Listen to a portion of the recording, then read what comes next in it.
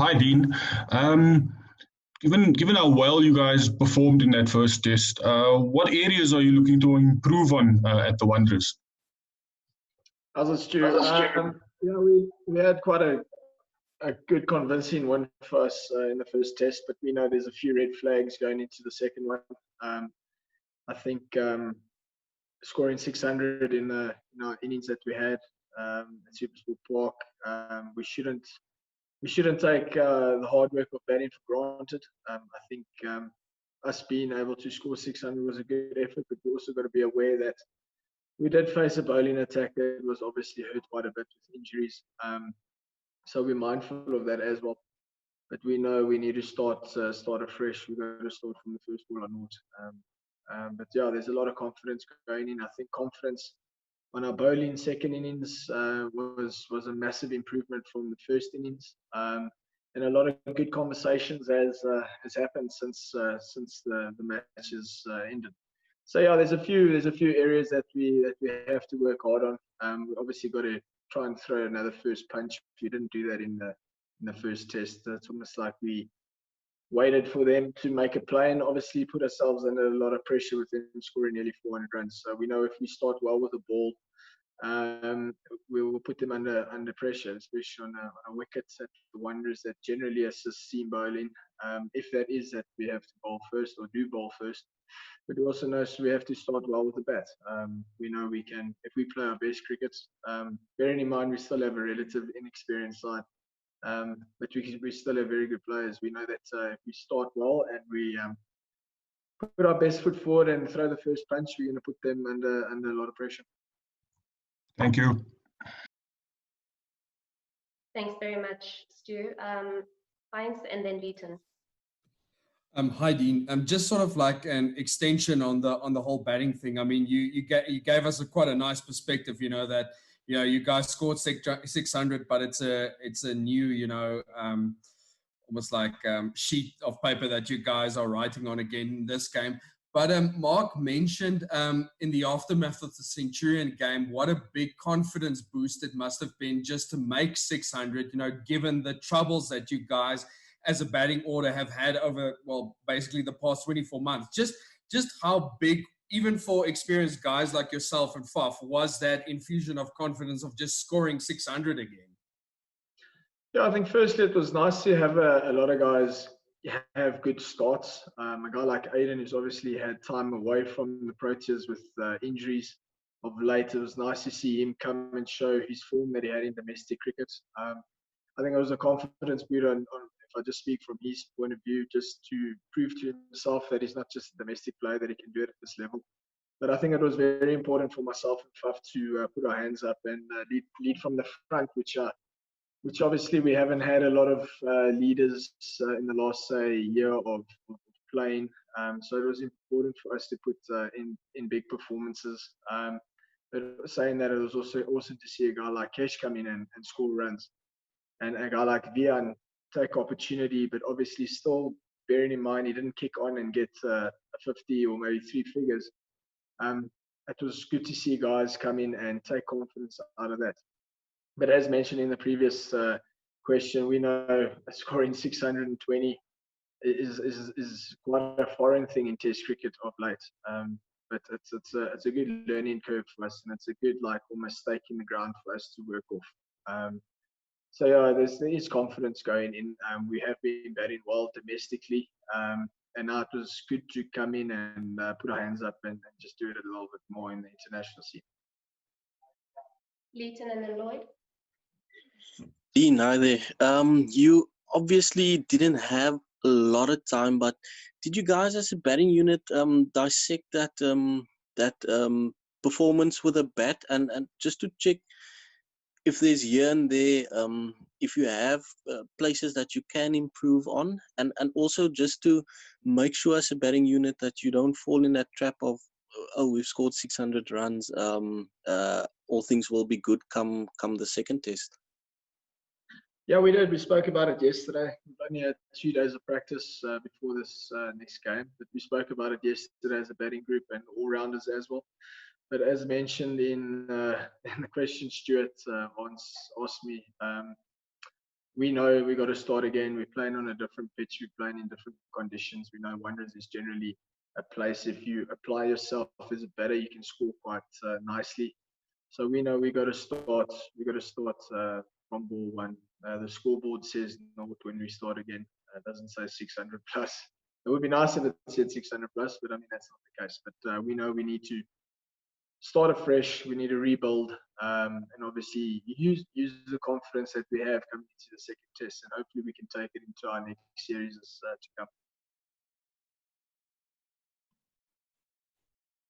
Thanks, Deaton. Lloyd has 2 questions. So how's it, Dean? I hope you're well. It was the first time we had seen Quinny leading in red ball cricket. Just give us an understanding of what that was like, what his leadership style is like in the longer format. And then also if there's a feeling of, at this stage of Proteas Test cricket, of it really being a collective effort, the leadership with a few, we saw a few guys having words to bowlers and kind of being very active on the field, yourself, Rassie, Temba, Faf. Is there a feeling of it being very much a collective leadership effort at the moment? Yeah, just to touch on your first question with regards to Quinny's leadership, he's very quiet. But I think with his quietness, we kind of know where he's coming from. He's a very passionate cricketer, first and foremost. You wouldn't say that when you look at him from an outsider's point of view, but he's a very passionate guy, and obviously he wants to lead from the front. But also, this question will lead into the second question, saying that I think he requires a lot of guys to come up and stand up for him as well. He's got a tough job standing behind the stumps, so he can't always be running up and down to bowlers when things aren't going well. So he's kind of going to rely on the likes of myself, Thames and Russ and Duppy to lead that kind of leadership group on his behalf, just to take a little bit off his plate. Which I know as a character he'll have that with open arms. He knows that he can't just do it all by himself, and he has a few experienced heads around, so he might as well utilize them. So yeah, I mean it's early days and there's a lot of learnings. I actually realized he's quite an anxious guy in the change room when he can't influence the game on the field, which was good to see. It just shows that he does have that kind heart and that passion. It doesn't always seem like he has that, but he does. So yeah, there's still a lot of learnings. He's still extremely young. We're all pretty young in a sense in the squad. Yeah, and I mean we might as well utilize what we have from a leadership point of view. Lloyd, happy with both questions? Yeah, my second one, because it was actually just about the Wanderers, Dean. I mean, in recent years, it's been a bit of a hit and miss venue for the Proteas. They've lost a few tests there in recent years compared to the Supersport Park record, which is a lot stronger. Is there any reason for that? I mean, is there any drastic change in conditions you're expecting hopping over to Johannesburg? I think of late we've played on quite a lot of very indifferent wickets. I think now with having a guy like Evan Flint as groundsman, yeah, he's trying to create a very good cricket wicket again. But yeah, I think that maybe played a part. I'm not actually sure really why we have, but I mean saying that we've also had a lot of good wins. It's about the wins and the losses are just a good reference point. So we've got to again feed off the confidence that we've had in the past.